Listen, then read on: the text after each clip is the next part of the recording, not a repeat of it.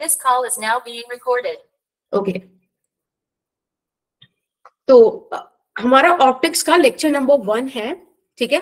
आज हम लोग ऑप्टिक्स स्टार्ट करेंगे।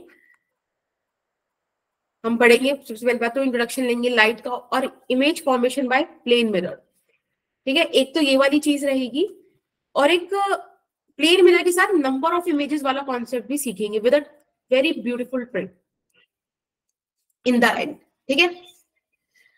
तो सबसे पहले मैं आपको वेटेज बताऊं इसका, ठीक है। आप यहाँ पे पैटर्न देख सकते हो कि मतलब आपके पास जब भी पीडीएफ आ जाएगी जूम करके देख लेना कि क्या क्या चीजें चल रही है और जब से ये नीट वाला चीज स्टार्ट हुई तब से ऑप्टिक्स का क्या सीन है। जैसे कि अगर मैं यहाँ पे जूम करूं तो आप देखो कि लगभग लगभग बैक टू बैक इससे 4 क्वेश्चन आए हैं खाली रे ऑप्टिक्स से, ठीक है। तो काफी इंपॉर्टेंट भाई 4 क्वेश्चन का मतलब समझ पा रहे हो ना कि वो आपसे 16 मार्क्स की बात कर रहा है और आई गेस इस एग्जाम में एक एक नंबर का वैल्यू है, तो 16 नंबर तो बहुत बड़ी बात हो गई। हमको छोड़ना ही नहीं है ये वाला और बहुत प्यारा टॉपिक है। अगर आप समझोगे ना धीरे धीरे तो आपको बहुत मजा आएगा इसको करने में, ठीक है। तो सबसे पहले बात करते हैं ऑप्टिक्स की। ऑप्टिक्स क्या होता है फटाफट से बताओ।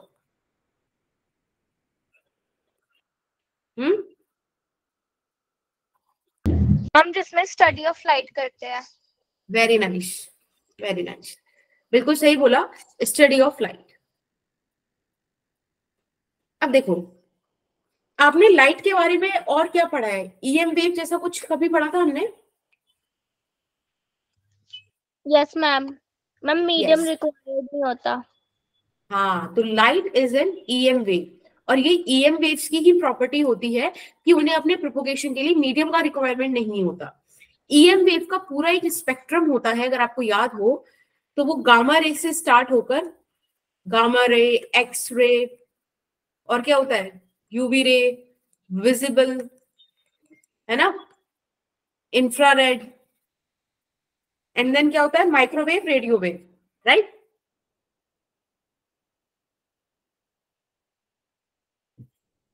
एक सेकेंड,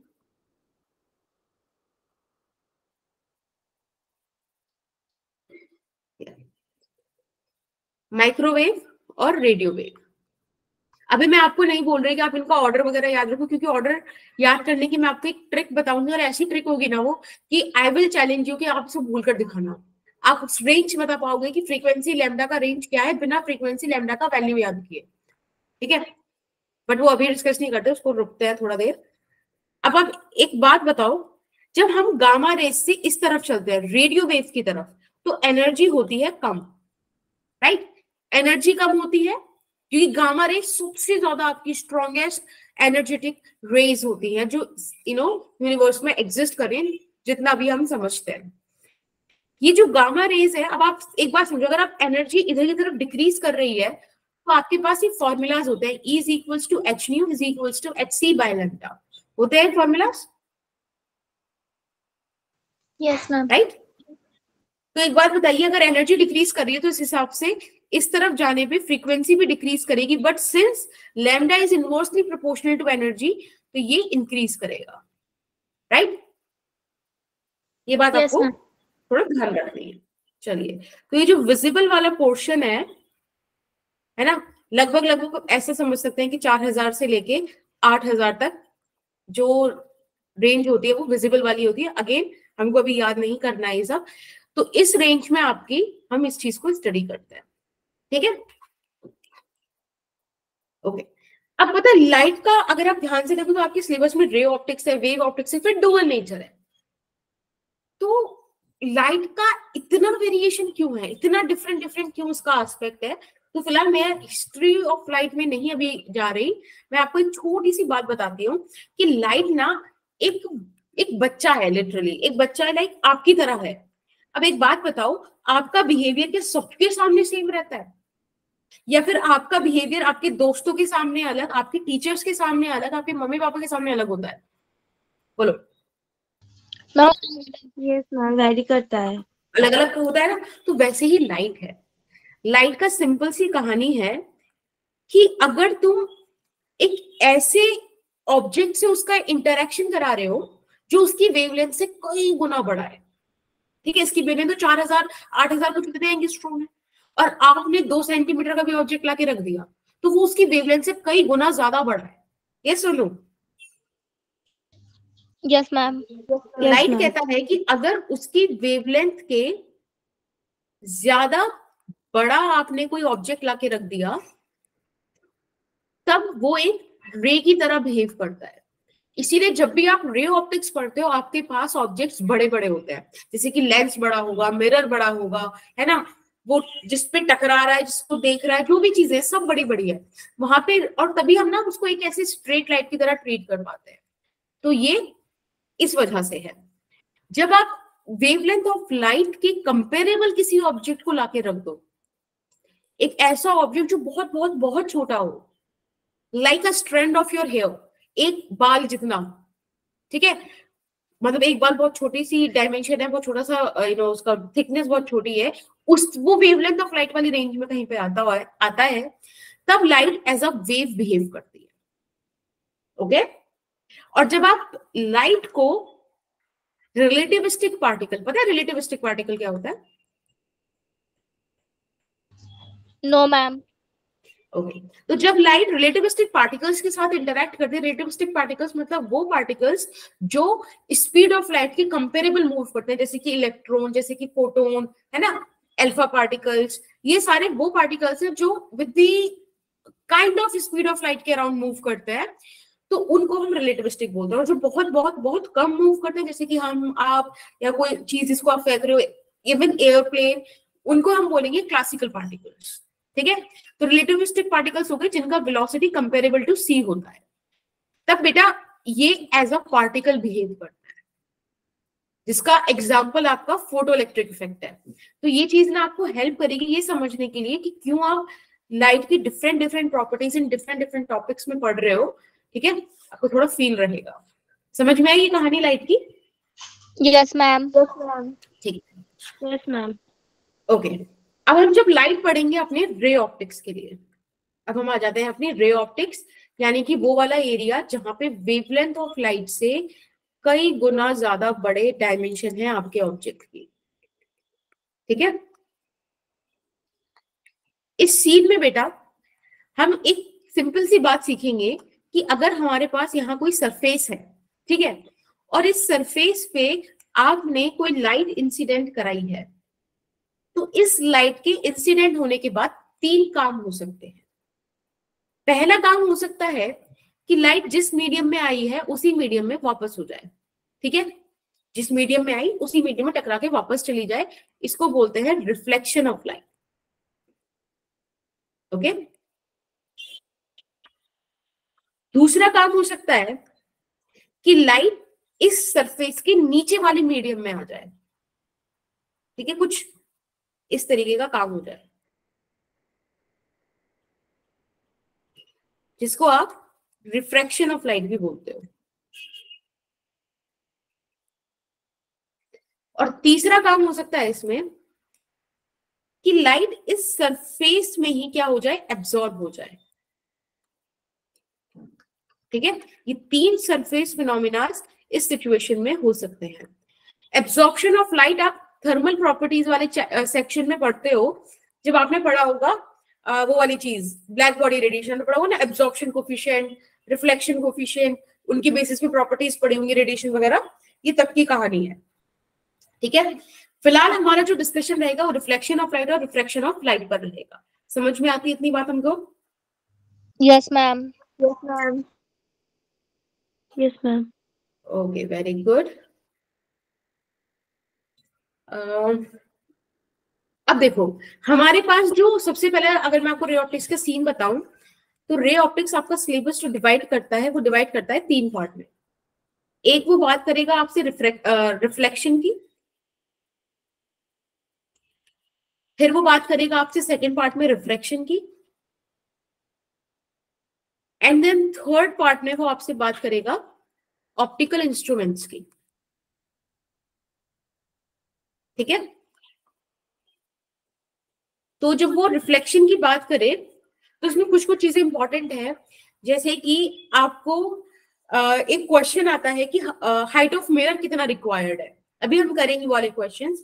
तो रिक्वायर्ड हाइट ऑफ मिरर, ठीक है। एक सेकेंड, ये थोड़ा सा ना आप ट्रैक कर सकते हो अपनी प्रोग्रेस को थ्रू आउट दिस चैप्टर कि आपने कितना पोर्शन कर लिया, कितना जरूरी है। तो एक तो क्वेश्चन आता है रिक्वायर्ड हाइट ऑफ मिरर, एक आते हैं नंबर ऑफ इमेजेस, फिर एक आपके पास आएगा, क्या आएगा, फिर आपकी वो TIR है ना, नहीं सॉरी TIR नहीं, हाँ एक वो रे डायग्राम्स वगैरह, ठीक है ना। रे डायग्राम के बेसिस पे प्रॉपर्टीज वो आपसे पूछते हैं इसकी इमेज की, कि इमेज कहाँ बनेगी तो किस वे में बनेगी, क्या क्या होगा, वो वाली चीजें यहाँ पर आएगी। ठीक है, काफी बेसिक सा रहता है रिफ्लेक्शन में, but when it comes to refraction तो चीजें काफी अच्छी होगी, और इसको हम विद द टाइम एक्सप्लोर करेंगे। ठीक है, with the time we will explore it. अभी फिलहाल हम ना सबसे पहला टॉपिक स्टार्ट करता है, image formation by a plane mirror. Plane mirror पता है आपको, एक ऐसा स्ट्रक्चर होता है जिसके एक साइड जो डैश्ड वाला पोर्शन है, this is actually representing the reflecting side of a mirror, sorry this is actually represent the polished side. ठीक है, पॉलिश्ड सरफेस होता है, और इधर वाला है आपका रिफ्लेक्टिंग सरफेस। अब देखो, ये वाली चीज तो हम नॉर्मल अपनी लाइफ में ना ऑब्जर्व करके भी बता सकते हैं कि आप किसी मिरर के सामने खड़े होते हो तो आप जितनी हाइट के होते हो उतनी हाइट के दिखते हो, जो आपका डायमेंशन होता है वही डायमेंशन आपको दिखता है, राइट। जितनी दूर आप मिरर से होते हो उतनी दूर आपको अपनी ऑब्जेक्ट सॉरी इमेज दिखती है, राइट। फिलहाल जो मैंने बातें बोली उन्हें शब्दों में लिखा जा सकता है, और वो लिखने के कुछ स्पेसिफिक वेज हैं, जैसे कि आप लिख सकते हो कि सेम साइज एज ऑब्जेक्ट। अब आपको इवेंचुअली ये समझना है कि ये सारी बातें इमेज के बारे में चल रही है, ठीक है। इन्हें हम बोलते हैं कैरेक्टरिस्टिक ऑफ इमेज। जब भी कभी क्वेश्चन आपसे पूछे ना कि what is the characteristic of image formed by a mirror in this situation, तो you have to be very clear about कि कैरेक्टरिस्टिक के बारे में ये हमसे तीन बातें पूछेगा, एक तो साइज ऑफ इमेज, एक पोजीशन ऑफ इमेज, और एक नेचर ऑफ इमेज। अगेन, एक साइज ऑफ इमेज, एक पोजीशन ऑफ इमेज, और एक नेचर ऑफ इमेज। तो साइज ऑफ इमेज का मतलब क्या है कि ऑब्जेक्ट के कंपैरिजन में क्या सिचुएशन है, क्या पोजीशन है इमेज का, कि ज्यादा बड़ा है, छोटा है, कि बहुत बड़ा है, कि बिल्कुल सेम है। ठीक है, ऐसे ऐसे इसमें चीजें चलती है। एंड द सेकेंड थिंग कि भाई वो किस तरीके की इमेज बना रहा है। अब एक बात बताओ, आपने मिरर अपने सामने अपनी दीवार पे लगाया हुआ है, जितना बड़ा रूम है उतना ही उसके अंदर दिख रहा है, और आप बाहर से जाके तो दीवार तो खत्म है, तो मतलब वो चीज रियल नहीं है ना, एक इमेजिनरी चीज चल रही है, राइट। It is virtual. तो जब भी इमेजिनेशन वाली कहानी आएगी तो हम समझ लेंगे कि भाई ये है वर्चुअल, और इसके साथ एक वर्ड यूज करते हैं इरेक्ट। अभी हम जब रे डायग्राम्स बनेंगे तो उसको समझेंगे कि क्या होता है। द थर्ड थिंग इज कि इमेज का पोजीशन क्या है। तो आप यहाँ पे बोल सकते हो बिहाइंड द मिरर, ऑब्वियसली, और एक ब्रैकेट में लिख दो U is equals to V, यानी कि ऑब्जेक्ट डिस्टेंस। मिरर से ऑब्जेक्ट जितने डिस्टेंस पर है उतने ही डिस्टेंस पर मिरर से इमेज भी है, और कहाँ है, बिहाइंड द मिरर है। Is that okay? Yes ma'am. ठीक है। यस। अब आप में से कोई भी एक बच्चा या दो बच्चे, जो भी, या फिर सारे ही, यहाँ पे मुझे बता दो कि what are the laws of reflection. बताइए। Angle of Ma'am, incident is equal to angle of हाँ हाँ, बोल रिफ्लेक्शन। दो। गुड। और Incident ray, reflected ray, and normal lie on the same plane. Very nice.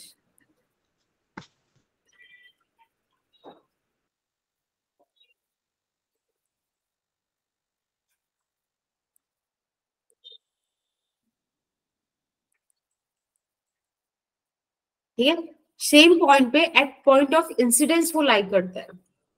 तो ये लॉज ऑफ रिफ्लेक्शन है, बड़े बेसिक से हमको आते हैं, है ना। हमें पता है कि angle of incidence, angle of reflection क्या होता है, angle between incident ray and reflected ray. For an example this is the incident ray.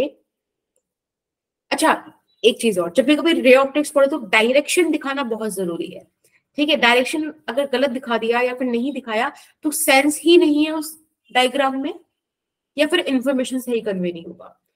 अब एक बात बताओ, point of incidence is that point जहां पे लाइट स्ट्राइक कर रही है, यानी कि this is the point of incidence, ठीक है।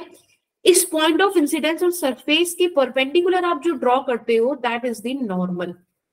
अब इस नॉर्मल और इंसिडेंट रे के बीच का एंगल एंगल ऑफ इंसिडेंस होता है, नॉर्मल और रिफ्लेक्टेड रे के बीच का एंगल एंगल ऑफ रिफ्लेक्शन होता है। समझ में आती है बेसिक सी बात है?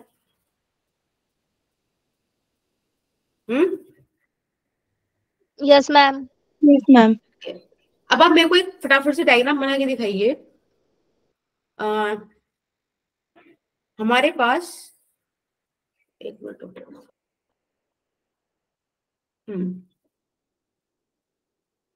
एक प्लेन मिरर ये है, ठीक है, और एक प्लेन मिरर यहां बना देते हैं। अभी इंडिपेंडेंट अलग अलग केसेस हैं। पहला केस क्या है कि आपके सामने एक पॉइंट साइज्ड ऑब्जेक्ट रखा है, ठीक है, दिस इज द ऑब्जेक्ट। मुझे इसका इमेज बताइए कहां बनेगी, उसकी कैरेक्टरिस्टिक बताइए। सिमिलरली यहां पर हमने एक एक्सटेंडेड ऑब्जेक्ट रखा है, ये भी प्लेन मिरर के सामने है, और आप इसका भी इमेज फॉर्मेशन कैरेक्टरिस्टिक से बताइए। हाँ जी Shalini, this is the first lecture, और अभी तक हमें सिर्फ रे ऑप्टिक्स क्या होता है थोड़ा सा प्लानर डिस्कस किया, तो मेक श्योर कीजिएगा कि आप प्लानर वाला पोर्शन, अच्छा वो तो रिकॉर्डिंग था, चलो प्लानर वाला मैं फिर से बता दूंगी आपको। फर्स्ट वाले केस में U इक्वल टू V और वर्चुअल और इरेक्ट होगा इमेज, वेरी गुड। और सेकंड वाले में भी सेम होगा और साथ ही साथ सेम साइज का हो जाएगा इमेज। बढ़िया, बहुत बढ़िया। एक बार मैं बता देती हूँ कि खुशी ने क्या कहा। देखो एक तो चीज ध्यान रखो कि किसी ऑब्जेक्ट से अगर आपको डायग्राम्स वगैरह बनाने तो basically you need 2 number of rays, 2 rays निकालो उस पॉइंट से, उनको इंटरसेक्ट कराओ और इमेज बना दो, काम खत्म हो जाता है। तो मेरे को यहाँ से 2 रेज निकाली। अब पता है क्योंकि प्लेन मिरर में हमारे पास एक प्रिविलेज है, हमें पता है ऑब्जेक्ट डिस्टेंस जितना है उतना ही इमेज डिस्टेंस है। तो अब एक काम करो ना, एक रे ऐसे नॉर्मली इस पे इंसिडेंट करा दो। अगर आपने एक रे अलोंग द नॉर्मल इंसिडेंट कराई है तो वो वापस उसी पाथ पर वापस हो जाएगी, ये देखो वापस उसी पाथ पर होगी, रिट्रेस कर लेगी उसी पाथ को।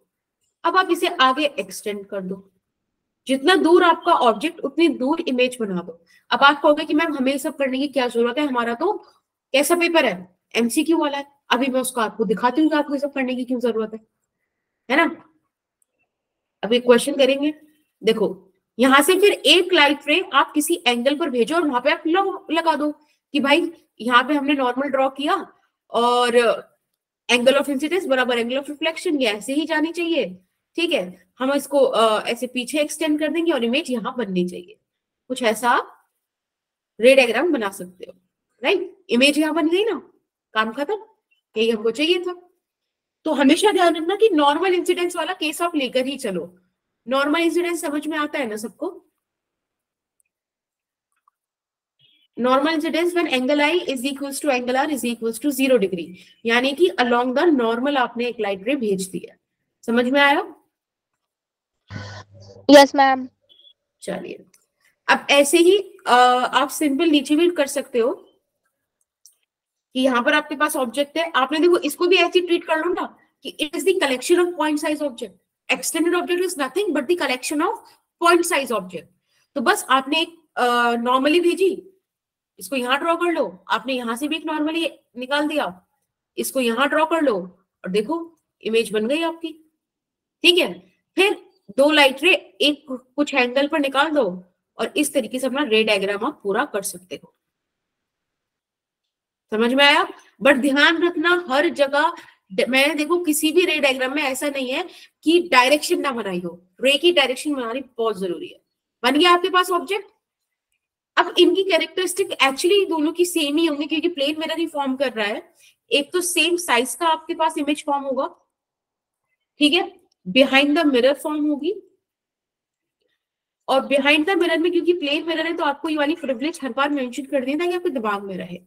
और तीसरी चीज कि भाई इसमें वर्चुअल एंड डायरेक्ट बनेगी, ठीक है।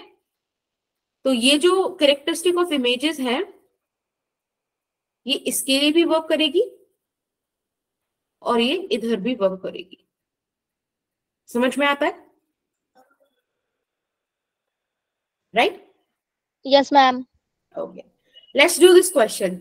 इस क्वेश्चन में आपको कोऑर्डिनेट निकालने हैं इमेज के।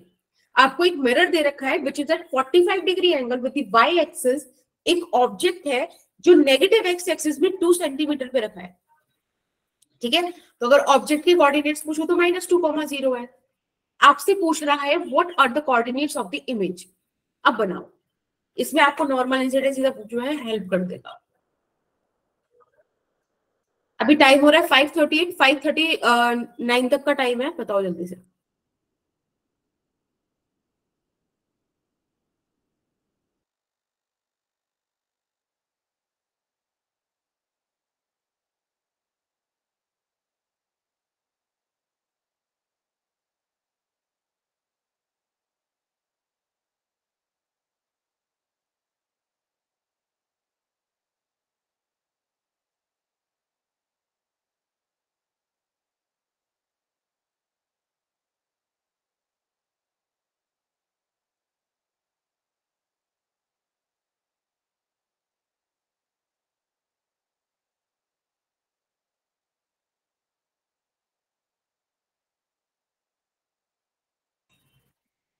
आपको क्वेश्चन समझ आया? हम्म, 1 मिनट और ले लो, 5:40 तक बता देना, ठीक है।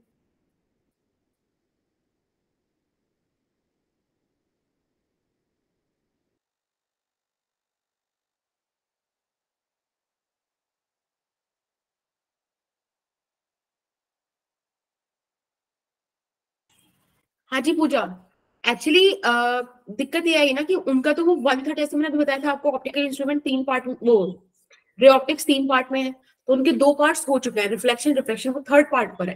बट आप लोगों का फर्स्ट सेकंड पार्ट नहीं हुआ ना, तो इसके लिए अभी होल्ड पे किया है वो चीज। लेकिन आप लोगों के लिए पता है थोड़ा सा काम बढ़ रहा है, और वो थोड़ा सा काम ये बढ़ रहा है कि ये जो हमारी क्लासेस चलती है Monday, Tuesday, Thursday and Friday, in 4 classes के अलावा आपको वेव ऑप्टिक्स के लिए क्लास लेनी पड़ेगी। तो जब मैं वहां पे वेव ऑप्टिक्स का लेक्चर 1 स्टार्ट करूंगी ना, तो उसका लिंक मैं आपके ग्रुप में हमेशा भेज दिया करूंगी, ठीक है।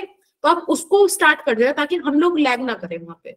रे ऑप्टिक्स हम ऐसे एक्स्ट्रा ले लेके अपना कंप्लीट कर देंगे and then we will merge. Is that fine? ठीक, मतलब मर्जिंग जब भी होगी तभी होगी, पर अपन फिर डबल डबल क्लास लेंगे ना, थोड़ा सा ऐसा कर लेंगे कि हम लैग ना करें कहीं भी, ठीक है, हमारा कोर्स अपनी स्पीड पे चले। तो वाला क्वेश्चन मैं बताऊं, बोलो। Yes ma'am. Yes, ma'am. Okay, Yes, ma'am.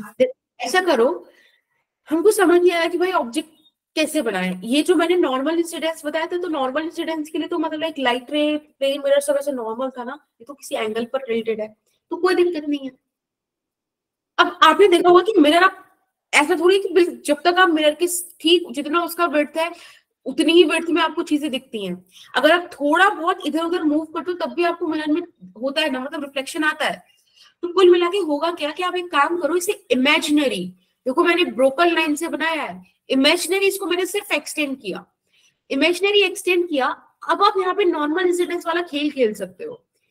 अब आप क्या कर सकते हो कि इस ऑब्जेक्ट से इस तरीके से एक परपेंडिकुलर लाइन ड्रॉ करके, यानी कि नॉर्मली इंसिडेंट करा के आप अपना काम करा सकते हो इस तरीके से, ठीक है। इसको ऐसे आगे एक्सटेंड कर दो, थोड़ा मतलब समझ जाओ ना, यहाँ पे एक्सेस है। एक मिनट,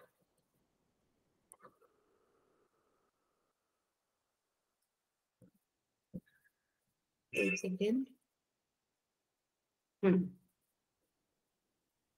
ठीक है, मैंने इसको नॉर्मली एक्सटेंड किया।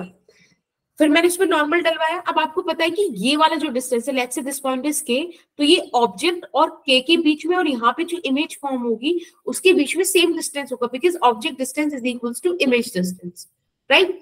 ये चीज परपेंडिकुलर केस में चलती है। अब आपके लिए कितना सिंपल है निकालना, एक बात बताओ, ये मिरर ही तो आपने एक्सटेंड किया है, वर्टिकल के साथ ही तो 45 डिग्री बना रहा था, मतलब ये भी 45 डिग्री, ये 90 डिग्री, तो ये अपने आप ही 45 डिग्री नहीं हो गया ट्रायंगल एंगल्स एंड प्रॉपर्टी से, Yes, ma'am. है ना। सिमिलरली अगर ये पूरा एंगल 90 डिग्री है और इतना 45 डिग्री हो गया, तो ये भी तो 45 डिग्री हुआ और ये भी 45 डिग्री हुआ। तो हो क्या रहा है, आप इन दोनों ट्राइंगल्स को कॉन्ग्रुएंट प्रूव कर सकते हो। ओ तो यहां पर है ही, देख सकते, ए ओ के और ए के आई, ट्राइंगल ए के ओ एंड ट्राइंगल ए के आई, दिख रहे हैं क्या दो ट्राइंगल सबको? Yes ma'am. यस, एक बार मैं फिर भी दिखा देती हूँ। देखो एक ट्राइंगल तो ये है, ठीक है, और एक ट्राइंगल ये है।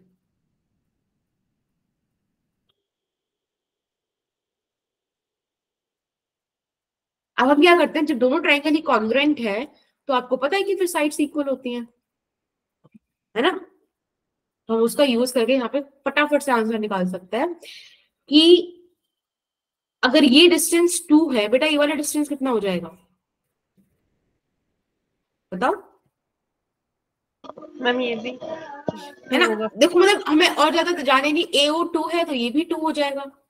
अगर ये भी 2 हो गया तो आपको पता है कि आपके पास कोऑर्डिनेट आ गया इमेज का, 0, -2, ऑप्शन सी। तो ये है रे ऑप्टिक्स। बेटा इन्हीं सब चीजों की वजह से ना रे ऑप्टिक्स को ज्योमेट्रिकल ऑप्टिक्स भी बोलते हैं, क्योंकि यहाँ पे ज्योमेट्री का ही काम है।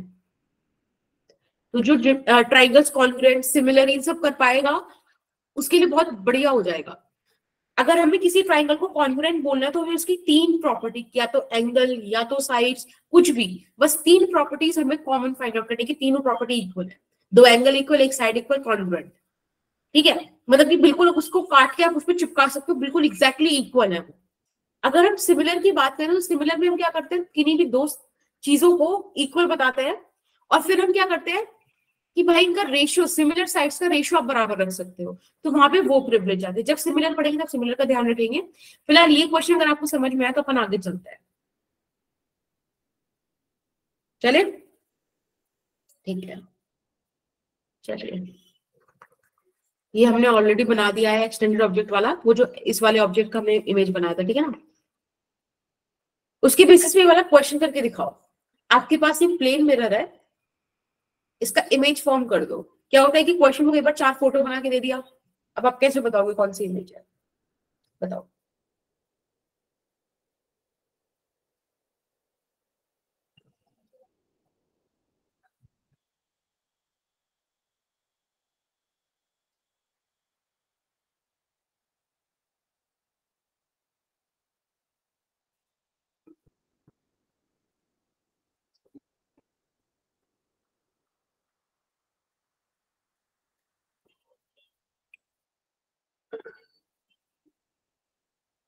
देखो अगेन यहां से नॉर्मल इंसिडेंट कराते, ठीक है, ऐसे इंसिडेंट रे भेजते, इसको आगे फर्दर एक्सटेंड कर लेते, यहीं पे ऑब्जेक्ट मिल जाता, एक कुछ ऐसा बन जाता, राइट। जो पॉइंट जितना दूर उतनी दूर ही उसकी इमेज बनेगी, एज सिंपल एज दैट। सही बात, बस एक ही कॉन्सेप्ट यूज करना है। तो यही चीज पता, तुम आगे रे डायग्राम बनाओ मत, क्योंकि भाई हमारा तो पेपर ही एमसीक्यू बेस्ड है ना। कल को बोर्ड होता तो भी मैं एक्सप्लेन करती कि रे डायग्राम कैसे बनता है। मुझे तो सिर्फ अपना ऑप्शन सही सिलेक्ट करना है, तो सिंपल सी बात है, मैंने नॉर्मली रे इंसिडेंट कराई, जितना दूर ऑब्जेक्ट उतनी दूर उसकी इमेज बना दी, बात खत्म। सारे पॉइंट्स इस तरीके से आएंगे। ये वाला क्वेश्चन आपके लिए होमवर्क है, फटाफट से स्क्रीनशॉट ले लीजिए इसका। डन।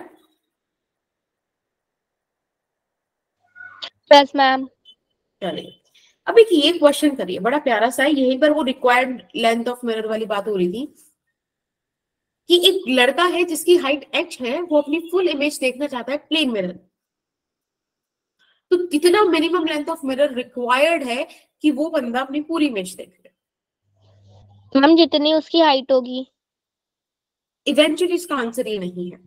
आप स्टार्ट वैसे कर सकते हो, आप ऐसे स्टार्ट कर सकते हो कि ये रहा आपके पास मिरर, और जितना लड़की की हाइट है आप उतनी ही हाइट का मिरर ले लीजिए, ठीक है। एक मिनट रुको,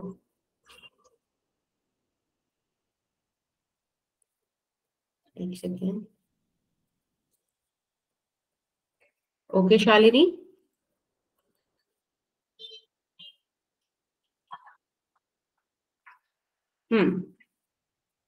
यहाँ से स्टार्ट करता है। अब पता है, अभी तो आप इसको सीख लो कि ये निकालते कैसे हैं, क्योंकि अगर को कोई और वेरिएशन दे दिया क्वेश्चन में तो अपन कर पाए। बाद में आप इसके रिजल्ट्स को ना कुछ याद कर सकते हो। एच हाइट का ये इंसान है, ठीक है, ये रहा मिरर।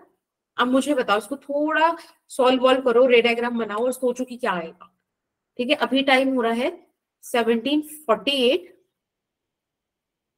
ठीक है। मैं आपसे 17:51 पे पूछूंगी, 3 मिनट है, फटाफट से सॉल्व करो।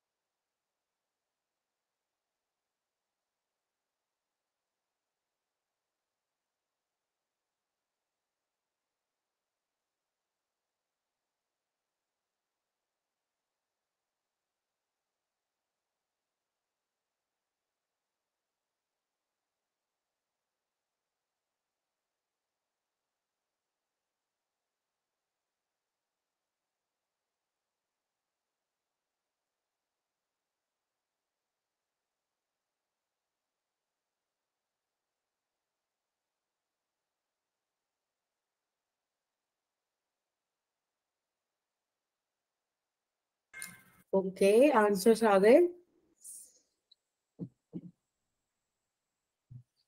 कितने बच्चों को हो गया, एक बार हैंड रेज कर दो। तमन्ना, फाइजिया एंड शालिनी, 3 बच्चों को हुआ। That's good. चलिए अब मैं बताऊं, देखो एक बात बताओ, नॉर्मल जैसे हमारे पास ये कोई इंसान है, यहाँ पे कहीं पे उसकी आईज होंगी, है ना, यहाँ पे हेड होगा और इधर भाई फुट होगा। तो हेड हो गया उसका सबसे टॉप मोस्ट पॉइंट और फुट हो गया सबसे बॉटम वाला पॉइंट। तो सिचुएशन ये कहती है कि कहानी कहीं से भी, मतलब लाइक दोनों पॉइंट्स जो है एक्सट्रीम वाले, उनसे निकलने वाली लाइट रे, राइट, कैसे भी बस ऐसा हो जाए कि भाई हमारी आंखों में आ जाए। थोड़ा सा ओहो, थोड़ा सा ऑब्जेक्ट हमें इस हिसाब से बनाना पड़ेगा, मतलब आई थोड़ा डायग्राम के हिसाब से, वरना इतना डिफरेंस नहीं होता। तो यहां से लाइट रे निकले और यहां तक पहुंच जाए, राइट, तो मतलब हमें ऊपर वाला हेड वाला पोर्शन दिख जाएगा। ये सुनो, as simple as that. Yes, ma'am. Yes, same pattern हमको नीचे से भी चाहिए कि भाई हम यहां से कोई लाइट रे भेजें और बस इतना हो कि वो लाइट रे आफ्टर रिफ्लेक्शन हमारी आंखों तक पहुंच जाए। ठीक है, तो एक बात बताओ, इसके ऊपर जितना भी ये मिरर है वो थोड़ी चाहिए हमको, ये वाला मिरर नहीं चाहिए ना, क्योंकि काम तो मेरा बस यहीं तक हो जा रहा है कि ये हेड से जितने जहां पे लाइट रे जाए और आंख में पहुंच जाए, उतना मिरर चाहिए। सिमिलरली ऊपर से भी नीचे से हमें उतना ही मिरर चाहिए जिससे हमारा फुट दिख जाए, राइट। कंसर्न सिंपल है ना। Yes, ma'am. और मुझे पता है कि जितना दूर ऑब्जेक्ट होगा मिरर से, उतनी ही दूर उसकी इमेज भी बनेगी। तो इमेज के लिए तो मुझे अब रे डायग्राम की जरूरत ही नहीं है, वो तो मैं सिंपल नॉर्मल इंसिडेंस करा के भी बना सकती हूँ। If this is a, this is b and let's say this point is e, तो यहाँ पे आप ऐसे मान सकते हैं कि ये ए प्राइम, ये बी प्राइम, और बेटा यहाँ पे कहीं पे, हाँ यहाँ पे कहीं पे आपका ई प्राइम हो जाएगा। कोई दिक्कत? No ma'am. No, ma'am. इस वाली लाइट को आप ऐसे ऊपर तक बढ़ा दीजिए तो ये रिफ्लेक्टेड लाइट रे वाला डायग्राम हो गया, और सिमिलरली इधर वाले को आप ऐसे बढ़ा दीजिए, एक्सटेंड कर दिया ना, मतलब इमेज फॉर्मेशन में हमारी हो गई। तो बस यही तो बात थी। अब आपको पता है if this A B is H, तो ये भी एच ही है हमारा, कोई दिक्कत ही नहीं है हमको इसमें। सिर्फ इस वाले क्वेश्चन में मैं देखो टाइम इन्वेस्ट कर रही हूँ आपको पूरा एक्सप्लेनेशन समझाने के लिए, बाकी के 2-3 क्वेश्चन वो आप खुद करोगे, तो इसमें अच्छे से समझो। अब एक बात बताओ, let's say this point is के एंड दिस पॉइंट इज के प्राइम, और ये वाला पॉइंट आप पी मान लो। अब आपको कुछ ट्राइंगल्स दिखने चाहिए। अब मैं यहाँ पे पहले नाम लिख रही हूँ, फिर हम देखेंगे वो ट्राइंगल हमें दिख रहे हैं कि नहीं। ट्राइंगल के P e and triangle a prime e prime e. क्या दिखा हमको ये दो ट्राइंगल? बताओ। ठीक है, पूजा को दिखा, एक बार मैं ऐसे हेल्प करती हूँ आपकी। ये देखो, एक छोटा सा ट्राइंगल ये है, ठीक है, और एक बड़ा वाला ट्राइंगल ये है। विजिबल? Yes ma'am. यस। चलिए अब हम इनका यूज करते हैं। आप एक बात बताओ, दोनों ही ट्राइंगल में ये एंगल तो कॉमन है ना भाई, छोटे वाले ट्राइंगल में भी है, बड़े वाले ट्राइंगल में भी है, तो आप इसको लिख दो, एंगल ई इज कॉमन। एक प्रॉपर्टी तो यही हो गई। अब आप ध्यान से देखो तो ये एंगल भी 90 डिग्री और ये एंगल भी 90 डिग्री।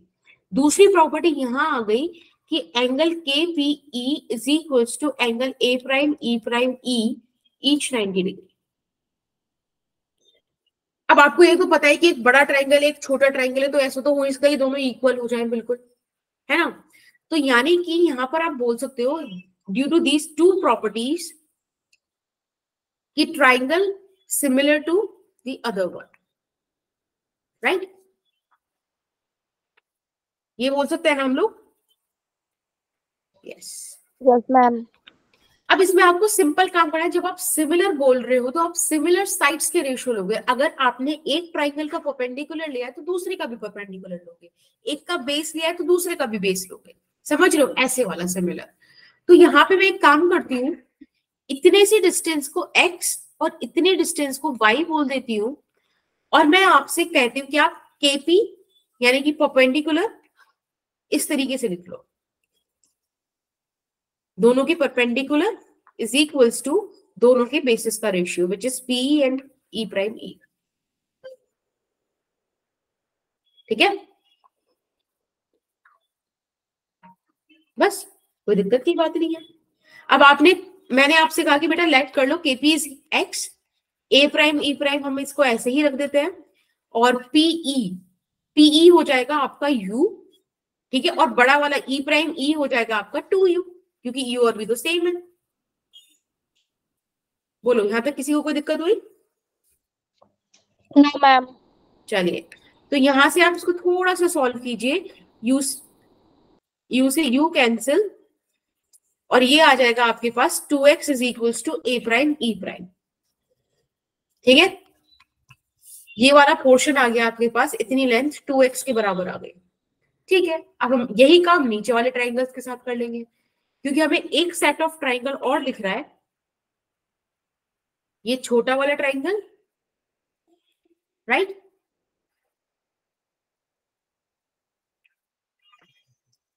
और ये बड़े वाला ट्राइंगल।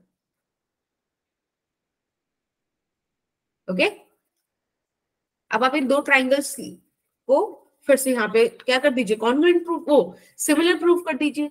अगेन आपके को एक सेकेंड भाई, आज बहुत दिक्कत हो रही है इसमें। हाँ, ये देखो, ये वाला एंगल तो आपको पता है ये दोनों ट्राइंगल्स में कॉमन होगा। Again this is 90 degree, this is 90 degree.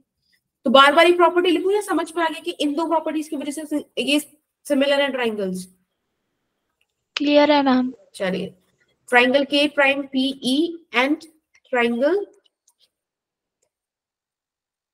B prime E prime E, B prime E prime E, ये दोनों ट्राइंगल्स सिमिलर हैं, ये आप लोग मान चुके हैं। अब इनके हम सिमिलर साइड्स के रेशियो ले लेंगे। तो अगेन वही perpendicular by perpendicular is equals to base by base, तो ये हो जाएगा PK prime and B prime E।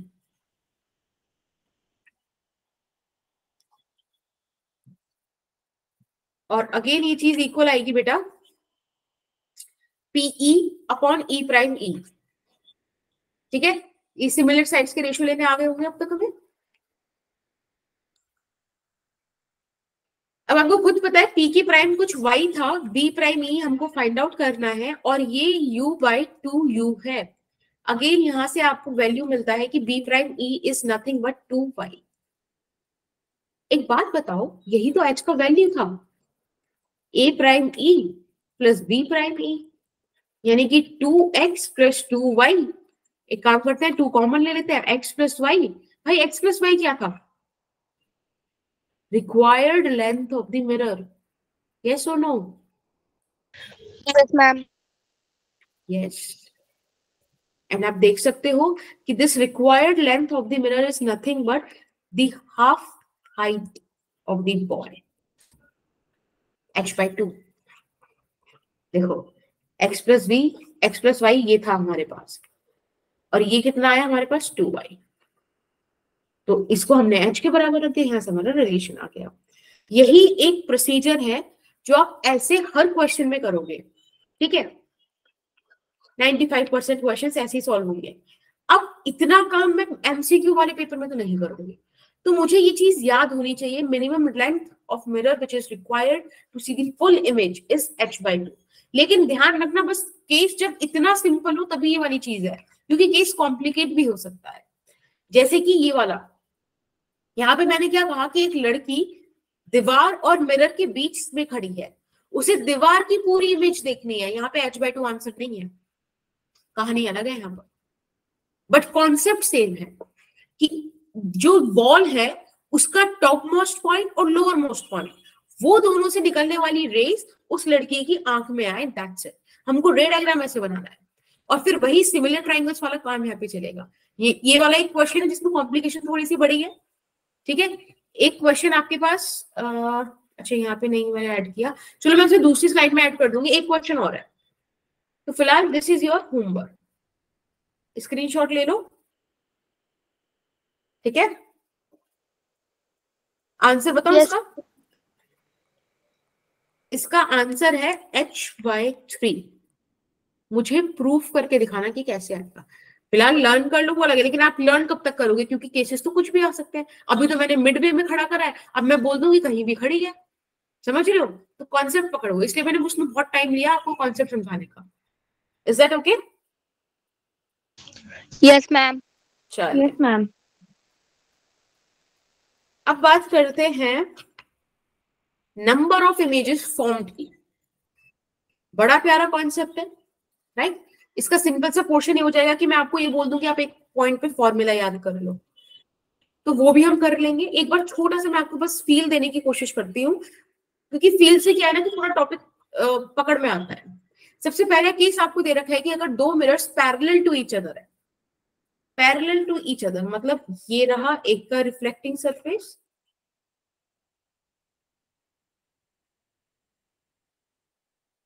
और यहां पर है दूसरे का रिफ्लेक्टिंग सरफेस।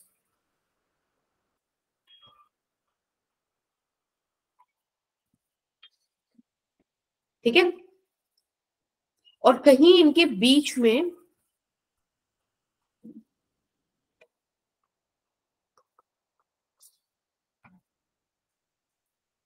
यहां पर मैंने एक ऑब्जेक्ट रखा है, ठीक है। This is mirror 1 and this is mirror 2। आज के बाद से एक बात अपने दिमाग में बिठा के रख लो, फिट कर लो, और उस चीज को मैं यहां लिख रही हूं एक्चुअली।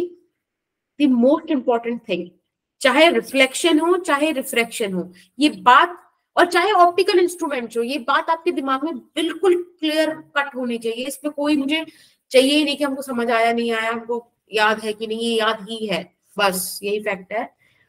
और फैक्ट ये है कि image formed bye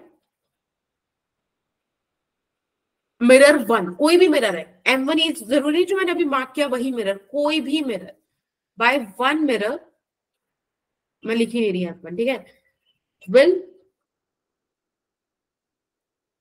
act as virtual object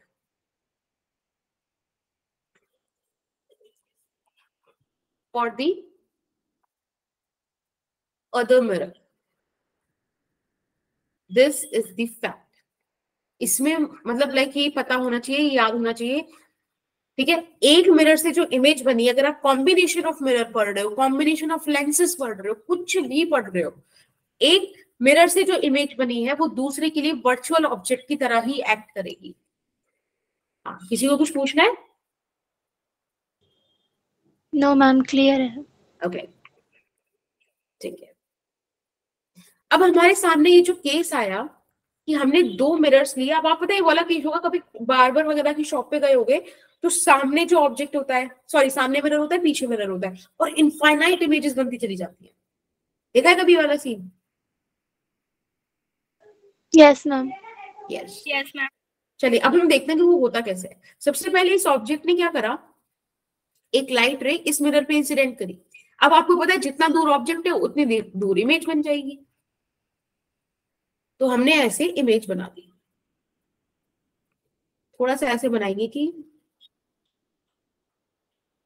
ज्यादा ही दूर हो गया, थोड़ा सा मतलब लाइक समझ लो, थोड़ा सा एंगल छोटा ले लेते हैं ताकि एक दो चीज हम दिखा पाए यहाँ पे, एक दो बार रिफ्लेक्शन।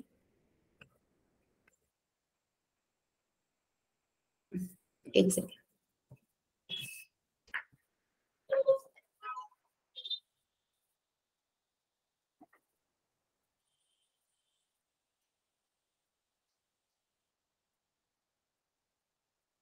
ठीक है। इधर से लाइट रिफ्लेक्ट हुई मिरर 2 से और मिरर 1 पे चली गई। अब इसी बीच क्या है कि भाई ऑब्जेक्ट तो हर जगह लाइट फेंक रहा है, एक उसने इधर फेंक दी। अगेन आपको पता है कि मिरर से जितना दूर ऑब्जेक्ट उतनी दूर उसकी इमेज बनेगी। अब I1 आप ऑलरेडी उधर बोल चुके हो, तो लेट्स कॉल इट I2, ठीक है, लेट्स कॉल इट I2, थोड़ा पास बना देते हैं। अब अगेन ये कुछ ऐसे जाएगी, राइट, यहाँ पे टकराई। समझ में आया? पिंक वाले दिखा रहे हैं हम M1 के लिए, व्हाइट वाले दिखा रहे हैं M2 के। अब एक बात बताओ, जब I फॉर्म हो गया तो I1 M1 के आगे भी तो है, तो वो क्या कहेगा कि अब I1 मेरे लिए एक और ऑब्जेक्ट है, तो जितना दूर मिरर से I1 है तो उतना दूर एक और इमेज बनाएगा I3। समझ रहे हो? और फिर क्या कहेगा कि ये जो लाइट रे आएगी ना व्हाइट वाली, ये I1 ने भेजी है, तो इसका इमेज हम इधर बनाते हैं और यहां से टकरा के इधर भेज देगा। समझे? फिर ये क्या करेगा, ये कहेगा मिरर 2 की भाई I2 मेरे लिए वर्चुअल ऑब्जेक्ट है, I2 की इमेज मेरे पास आई है, अब मैं इसको बनाऊंगा, ये मेरा ऑब्जेक्ट है, तो कुछ यहां से कहीं यहां से इसके लिए I4 इमेज बनी होगी और लोग इसको वापस इधर भेज दिया। समझ रहे हो? इस तरीके से नंबर ऑफ टाइम्स ये रिफ्लेक्शन चलता है, इसलिए आप बोलते हो कि यहाँ इनफाइनाइट इमेजेस फॉर्म होती हैं। समझ में आया? बट इसे फ्रट मत लेना कि हमेशा ऐसे ही होगा, अगर 2 मिरर्स पैरेलल दे दिए तो यही होगा, क्योंकि यही क्वेश्चन आपका भ्रम तोड़ेगा। और वो क्वेश्चन ये है, अब मैंने आपसे बोला कि मुझे नंबर ऑफ इमेजेस बताओ इस अरेंजमेंट में, जहां पे मैंने डॉटेड लाइन दिखाई है ना, वहां पर मिरर नहीं है, मिरर सिर्फ उतना ही है जो सॉलिड लाइन से दिख रहा है। समझ में आया? बोलो, वो ये वाला कॉन्सेप्ट समझ में आया था जो यहाँ पे हुआ था ये? Yes, ma'am. ठीक है, अब ये वाला क्वेश्चन करो। It's 18:09 right now. 11 तक कर लो फटाफट से।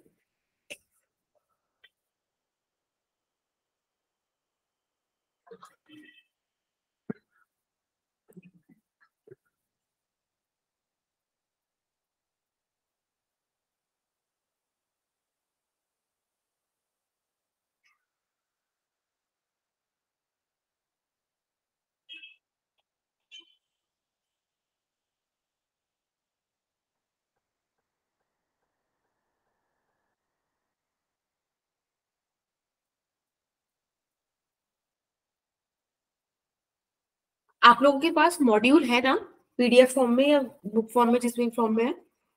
Yes ma'am. उसमें रे ऑप्टिक्स के नंबर ऑफ इमेजेस निकालने तक जितने भी क्वेश्चन है, उसके आगे नहीं, नंबर ऑफ इमेजेस तक जितने भी क्वेश्चंस हैं वो करके लाना। ठीक है? जो प्रॉब्लम्स हो उनको ग्रुप पे, जो डाउट ग्रुप पे उधर डाल देना, अदरवाइज पूछ लेना, अपन बाद में डिस्कस करेंगे। पर मॉड्यूल वाला काम होना चाहिए आपके। ठीक है? 10 नंबर ऑफ इमेजेस। हाँ जी बेटा। मैम सॉल्व्ड वाले करना है या फिर MCQ? MCQs। ठीक है? अपन नीट वाले लेवल के जो MCQs हैं वो कर लेंगे, एक्सरसाइज 1 एक्सरसाइज 2 करके जोड़नी। जो आपको लगे बहुत टाइम टेकिंग लेंथी है, मतलब वो नीट वाला है ही नहीं।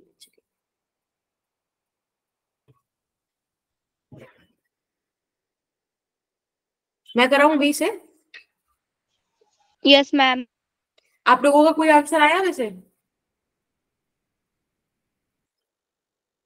Okay, Shalini set A, but with a question mark ना, क्वेश्चन मार्क नहीं। क्या तमन्ना क्या सेंड करना है बच्चे? मॉड्यूल्स? अगर मॉड्यूल्स चाहिए तो मेरा जो बिटली लिंक है ना, उसमें ऑलरेडी अपडेटेड अपलोडेड है। ठीक है? बिटली लिंक तो आपके पास है, bit.ly/खुशी मैम। उसको गूगल साइट पे डालना, मतलब गूगल पे डालना, एक गूगल स्लाइड खुलेगी, 12th वाले टैब में रे ऑप्टिक्स का ऑलरेडी मॉड्यूल अपडेटेड है, उधर से देख लेना। चलिए, तो 2 बच्चों ने आंसर दिया option 2 and it is correct. पहले वाला क्वेश्चन मार्क वाला इज नॉट गुड। ठीक है? अब देखो हुआ कैसे है काम। ऑब्जेक्ट यहाँ पर है, let's call it as mirror 1 and let's call it as mirror 2। आपको सिंपल पता है, पहले इमेज लोकेट कर लो। प्लेन मिरर तो हमें प्रिविलेज ये दे रहा है कि उससे उतनी ही दूर इमेज बना दो जितनी दूर ऑब्जेक्ट है। लो, 2 इमेज तो यहाँ पक्का बनेगी। ठीक है? अगर एक ऑप्शन है तो हटा देते हम। जो बच्चा रट के गया है कि प्लेन मिरर आमने सामने तो इन्फिनिटी मार देगा, वो गेम में गलत है। अब देखो होगा क्या यहाँ पे। एक एंगल पर आपने लाइट इंसिडेंट कराई, भाई इमेज तो बनानी पड़ेगी ना, खाली एक लाइट से काम थोड़ी होगा कि ये गई और ये आ गई, लो इमेज फॉर्म हो गई। आपको एटलीस्ट, मतलब उससे, मैंने बोला था ना, हर एक पॉइंट से 2 लाइट रे निकालनी जरूरी है। तो हमने इसको इस तरीके से भेज दिया है ना, भाई रिफ्लेक्ट बैक हो गई as per the laws of reflection. अब इस ऑब्जेक्ट ने मिरर 2 पे एक लाइट रे नॉर्मल इंसिडेंट कराई, कोई दिक्कत नहीं, एक लाइट रे किसी एंगल पर इंसिडेंट कराई और वो इस एंगल पे इंसिडेंट कराएंगे कि हमें चाहिए इमेज I2 पे फॉर्म हो। अब एक बात बताओ बेटा, अगर यहाँ पर मिरर होता तभी तो ये ब्लू वाली लाइट रे कहीं M1 पे टकराती, मिरर आगे होता M2 तभी तो येलो वाली M2 पे टकराती, मिरर ही नहीं है, ये आगे स्पेस में चली जाएंगी, कोई दिक्कत नहीं है, कुछ बनेगा ही नहीं, है ना, आगे चलती चली जाएंगी, यानी कि सिर्फ 2 इमेज फॉर्म होगी। Is that okay? अब ऐसे ही परपेंडिकुलर वाला केस है, बट अब ये केसेस ना हम ऐसे नहीं पढ़ेंगे कि हम इनको इमेज डायग्राम्स बना बना के सीखे। ऑल्दो ये इंटरेस्टिंग केस है, मेरा मन कर रहा है कराने का, ये वाला करा दूं थोड़ा एक्सप्लेन करके, बाकी मैं आपको एक ट्रिक बता दूंगी, ठीक है ना, थोड़ा सा इंटरेस्टिंग है ये वाला। इसमें देखो, सबसे पहले हम इमेज लोकेट कर देते हैं कि जितना दूर ऑब्जेक्ट उतना दूर अपन इमेज बनाएंगे, दिस इज I1, जितना दूर ऑब्जेक्ट उतना दूर हम इमेज बनाएंगे, दैट इज I2। अब आपको पता है ये तो हो गया नॉर्मल ऑब्जेक्ट से, बट अभी इमेजेस जो बनी है ये वर्चुअल ऑब्जेक्ट बन जाएंगे एक दूसरे मिरर के लिए। तो सबसे पहले एक काम करो, रे डायग्राम पूरा कर लेते हैं, फिर आगे बात करेंगे, तो पहले रे डायग्राम पूरा कर लेते हैं। यहां से एक लाइट रे कुछ ऐसे गई होगी, इधर से इसको ऐसे एक्सटेंड करके अपन ऐसे बढ़ा देते हैं, ठीक है। सिमिलरली इधर भी टकराई होगी कोई लाइट रे और ये ऐसे बढ़ा दिया, थोड़ा सही से बढ़ाते हैं,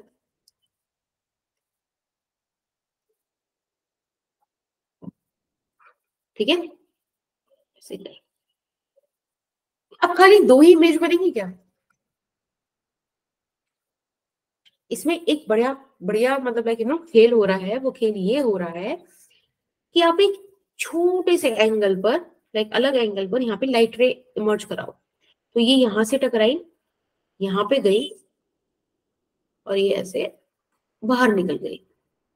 मैंने क्या करा, इस पॉइंट को पीछे एक्सटेंड किया, ठीक है। फिर एक दूसरी लाइट रे आई, ध्यान से सुन जाना, तो थोड़ा सा गंदा डायग्राम हो जाएगा। जैसे आपने एक ऑब्जेक्ट से मिरर 1 पे कराई, ठीक ऐसे ही इस ऑब्जेक्ट से एक लाइट रे मिरर 2 पे करा दो, है ना, थोड़ा ऐसे करा दो। अभी यहां से टकराएगी और ये ऐसे चली गई, इसको भी आपने पीछे एक्सटेंड कर दिया। कुल मिला के यहाँ पे कहीं पे लाइट रेस इंटरसेक्ट हुई और आपको एक थर्ड इमेज बनी। अभी क्यों बनी भाई, आप इसे चाहो तो I1 का वर्चुअल इमेज मान लो, चाहे I2 का मान लो, कुल मिला के ये ऑब्जेक्ट्स यहाँ पे एक इमेज फॉर्म करते हैं। तो इस सेटअप में 3 इमेजेस फॉर्म होती है। समझ में आया? थोड़ा सा कॉम्प्लिकेटेड है। यस मैम, आ गया। आ गया। अब इसकी फील और दूं, सोचो, जस्ट इमेजिन कि मिरर 2 थोड़ा सा और हम एक्सटेंड कर दे, डॉटेड लाइन से दिखाया मतलब इमेजिनेशन। तो भाई I1 जितना ऊपर है उतने नीचे I3 बनना चाहिए ना, देखो बन गया।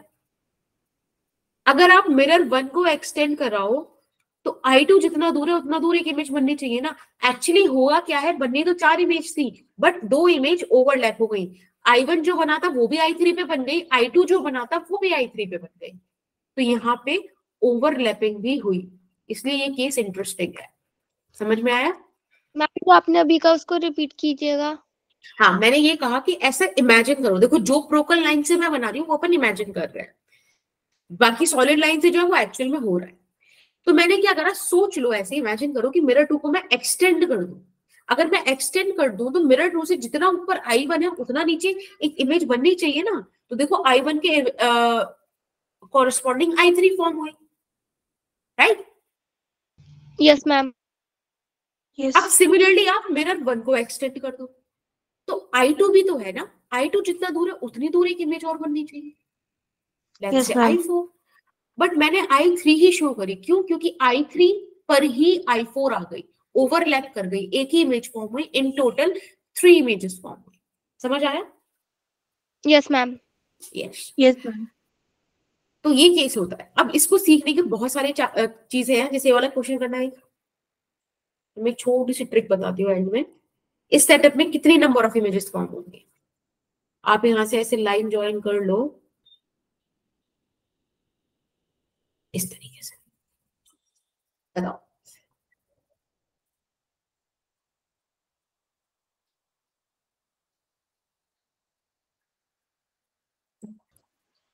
मैम इस मिरर को एक्सटेंड कर सकते हैं?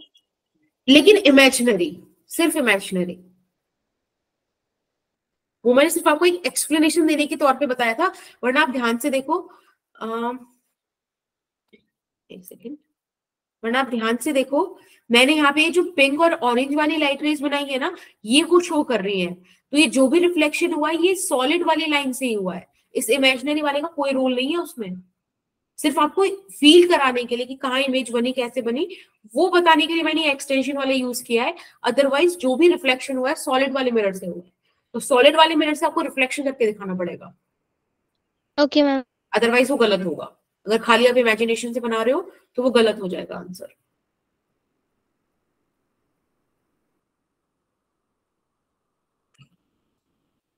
Okay, Gunjan set 2।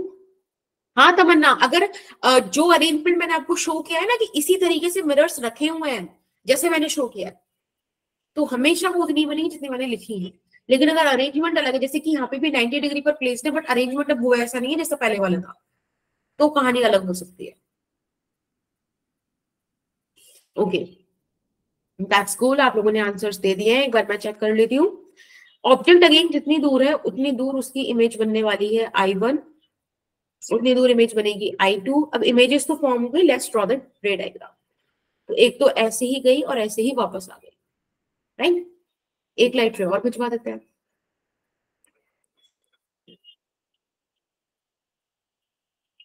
यहां पर गई, ऐसे पीछे हमने एक्सटेंड किया और ऐसे आगे गई, राइट। सिमिलरली यहां पर गई,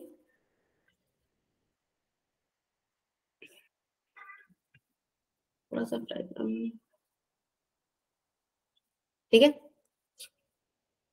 अब ये दो लाइट रे आगे कहीं टकराएंगी नहीं क्योंकि मिरर ही नहीं है, तो दो इमेज फॉर्म हो। अगर ये यहाँ होता तब तीसरी बनती, लेकिन यहाँ तीसरी है नहीं क्योंकि वो ऑब्जेक्ट हमने थोड़ा क्लोजली देखो इंसिडेंट कराया था पिछले केस में, क्योंकि वहां पे एक्चुअल में मिरर था। यहाँ तो मिरर ही नहीं है, तो कैसे बनाएंगे?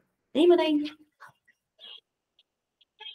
अब तब तो मैंने कहानी बहुत सिमेट्रिकल आपको लेके गई थी कि 30 90 डिग्री 180 डिग्री ऐसे वाला। अब जरूरी थोड़ी क्वेश्चन आपको हमेशा ऐसे देगा, 72 डिग्री दे दिया, अब क्या करोगे?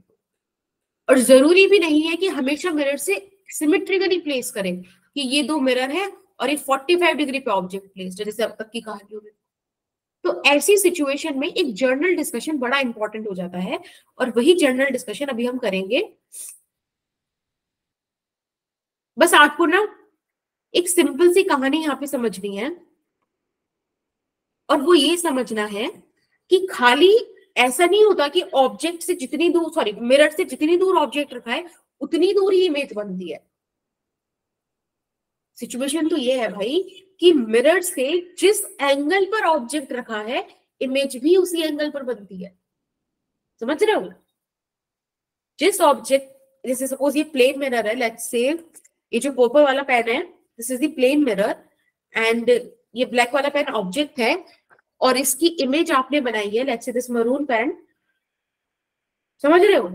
तो कुछ ऐसी कहानी बनती है प्लेन मिरर में कि angle between mirror and object is equals to angle between mirror and image. समझ में आया? Yes ma'am, law of reflection. Laws of reflection, angle of incidence, angle of reflection बताता है। अभी आप नॉर्मल वगैरह ड्रॉ करते हो वहां से आता है एंगल, ये वो वाला एंगल नहीं है। ये कह रहा है angle in between mirror and object is equals to angle in between mirror and image। ये बोला जा रहा है। Yes ma'am. ठीक है, बहुत इंपॉर्टेंट कॉन्सेप्ट है ये, क्योंकि इसी पर मैं क्रिस क्रॉस मेथड आपको पढ़ाऊंगी। कि इससे बढ़िया ट्रिक अगर आपको मिल जाए तो बताना। वो फॉर्मूला जो पढ़ते हो ना 360/थीटा वाला, उससे भी बेस्ट ट्रिक है ये किसी भी अनसिमेट्रिकल चीज के लिए। एक बात बताओ, यहाँ पे मैंने मार्क किया M1 mirror, M2 mirror. M1 mirror से अल्फा एंगल पर ऑब्जेक्ट रखा है और M2 मिरर से बीटा एंगल पर ऑब्जेक्ट रखा है, राइट। यहाँ पर आप मार्क कर दीजिए M1 alpha, M2 beta. M1 के नीचे वो वाला एंगल जिस पर उससे ऑब्जेक्ट रखा है, और M2 के नीचे वो वाला एंगल जिससे दूर उस पर ऑब्जेक्ट है, ठीक है। हम क्या करेंगे, यहां से एक एरो बनाएंगे ऐसे करके।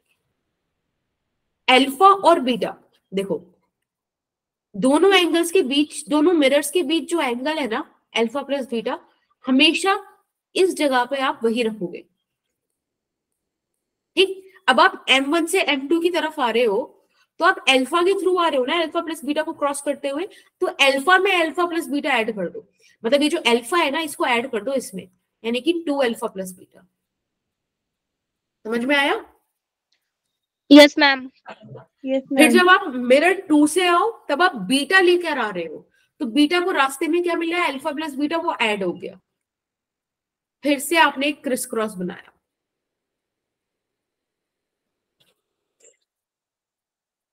अरे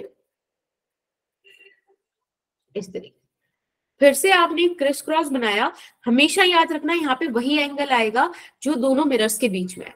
इस बार आप अल्फा प्लस 2 बीटा लेके चले, रास्ते में अल्फा प्लस बीटा मिला, ऐड कर दो, यानी कि यहाँ पे बन जाएगा 2 अल्फा प्लस 3 बीटा। समझ रहे हो? Yes, ma'am. ठीक है। फिर आप 2 अल्फा प्लस बीटा लेके चले, रास्ते में अल्फा प्लस बीटा मिला, ऐड कर दो, 3 अल्फा प्लस 2 बीटा। ये हो क्या रहा है, ये इमेज के एंगल्स निकलते आते जा रहे हैं। ये बता रहा है आपको कि कहां कहां कौन कौन सी इमेजेस फॉर्म हुई हैं। जैसे कि फर्स्ट इमेज तो ये अल्फा बीटा पर ही फॉर्म हो जाएगी, भाई अल्फा मिरर से अल्फा दूर ऑब्जेक्ट है तो वहीं पे इमेज बन जाएगी। पहली इमेज तो यहाँ बन गई, सेकंड इमेज यहाँ बनेगी, थर्ड इमेज यहाँ बनेगी। अब हमें क्या पता कितने रिफ्लेक्शन होने, कितना आंसर आना है, हमने तो ऐसे निकाल दिया, लेकिन इसका एंड पॉइंट होना भी जरूरी है, वरना कैसे कहानी चलेगी। तो एंड पॉइंट उस जगह पर होगा जहां पे ये कोई सा भी एंगल, ये एंगल अगर 180 डिग्री से ज्यादा हो जाए, समझ रहे हो, अगर ये एंगल 180 डिग्री से ज्यादा हो जाए तब आपका एंड पॉइंट है, फिर आगे इमेजेस फॉर्म नहीं होंगी। कोई मुझे इसका रीजन बताएगा कि ऐसा क्यों, ऐसा क्यों बोला मैंने?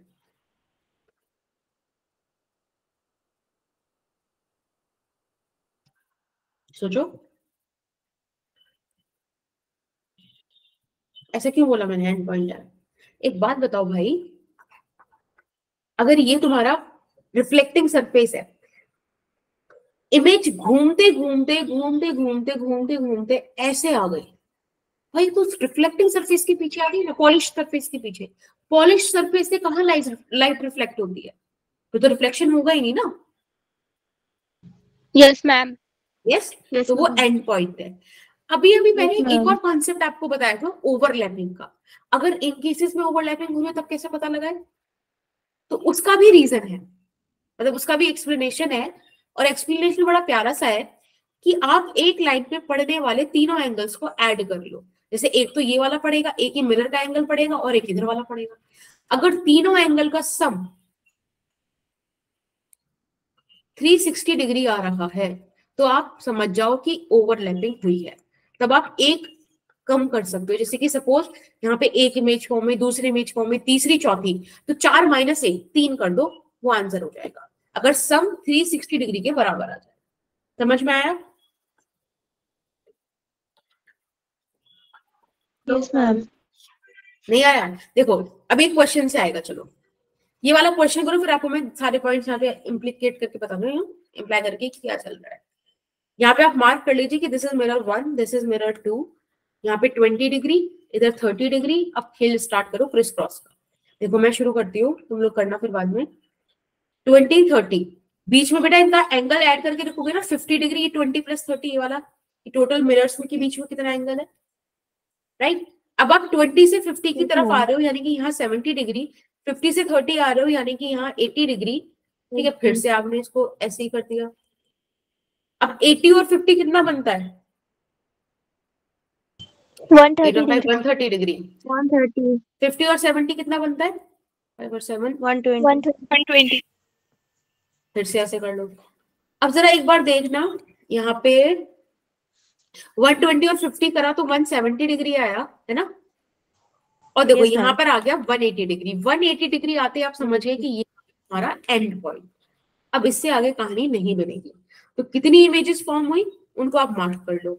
First image, second image, third image, fourth image, fifth image, sixth image and seventh image. तो कितनी इमेजेस फॉर्म हुई? 7. 7, राइट। अब सोचो बेटा, अगर मैं यहाँ पे बोल दूं कि आप इन तीनों को ऐड करो, देखो 180, इस थोड़ा 50 ऊपर चला गया, अदरवाइज ये एक ही लाइन में होता। आप इनको ऐड करो, तो आप ऐड करते 180, 50 और 170। ठीक है, ऐड करना जरा इन्हें, क्या आ रहा है?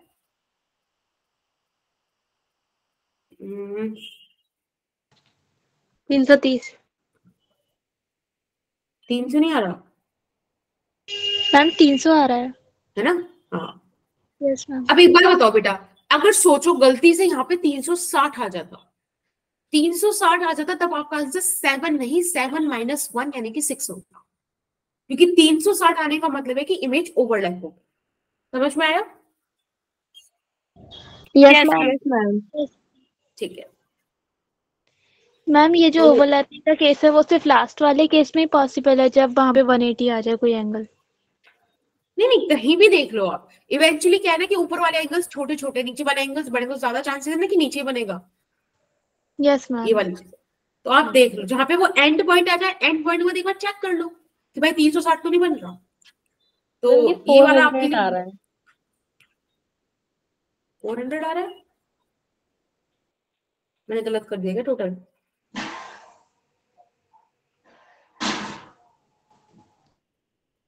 अच्छा, हाँ वैसे भी, हाँ तो मतलब लाइक ये सही बोल रहे हो तुम। यहाँ पे तो वैसे भी Yes, ma'am. 180 डिग्री है ना, ये 400 तो आ रहा है. वैसे भी एंड हो गया ये वाला प्रोसेस। थोड़ा ऊपर देख लो, 120, 50 और 130 यहाँ पे देख लो। ठीक है, अगेन इनको ऐड कर लो। बस मतलब 180 पे तो प्रोसेस एंड हो ही गया ना। 120, 50 और 130 इन वाले एंगल्स पे देख लो, कहीं यहाँ तो 360 नहीं आ रहा। अगर आ रहा है तो वो ओवरलैपिंग वाला केस हो जाएगा, जो कि आपको यहाँ दिख जाएगा। ठीक है, ये वाला क्वेश्चन जो देखोगे ना होमवर्क वाला, आई थिंक इसमें ओवरलैपिंग होगी। ठीक है, एक बार चेक कर लेना इसको। ये होमवर्क है, एक आपका ये होमवर्क है, इसमें तो पक्का ओवरलैपिंग होगी। अगर ओवरलैपिंग होगी तो उसको इमेज वाली ही मानेंगे ना। हाँ, उस सेट से एक इमेज मानोगे, दो नहीं मानोगे।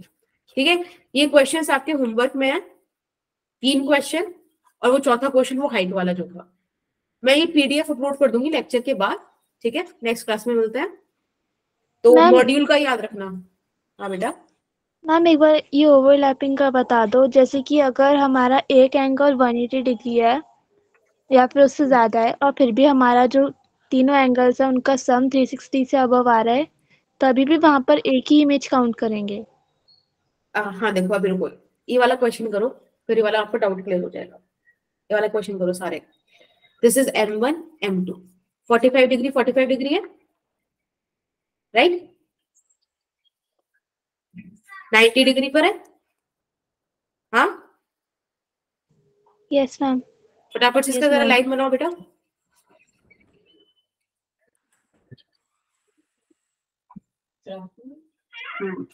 ठीक है, फटाफट से यहाँ पे लाइन बनाओ।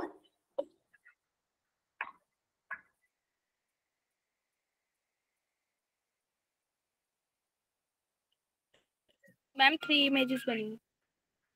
एक बार देखो, 45 और 90 ऐड होके 135 आया। सिमिलरली 135. यहाँ भी 135 आया, और फिर से आप यहाँ पे 90 ऐड कर दो।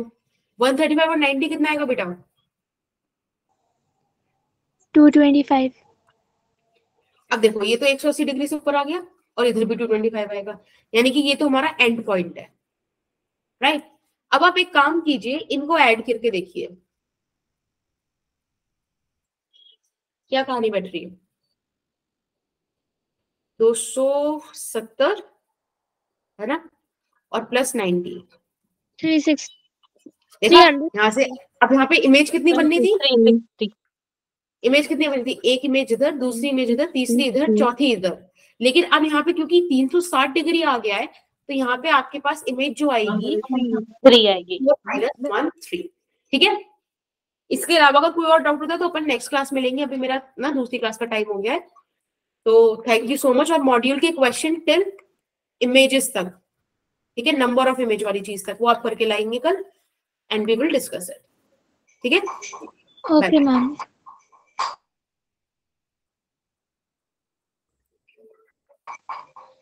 मैम ये वीक में 4 क्लासेस कौन कौन से डे पर होगी वैसे? मंडे, ट्यूसडे और थर्सडे, फ्राइडे, तो हमारी नॉर्मल क्लासेस हैं। बाकी के दिन जब भी आपका वो होगा ना 12th वाला सेशन, तो मैं आपको भेज दिया करूंगी। ठीक है, वो आई गेस मेरे पास है ट्यूसडे, वेडनेसडे और फ्राइडे, सैटरडे, या नहीं, हाँ ठीक है। तो I send you the lectures, वो link of the class. Okay ma'am, thank you. Bye bye.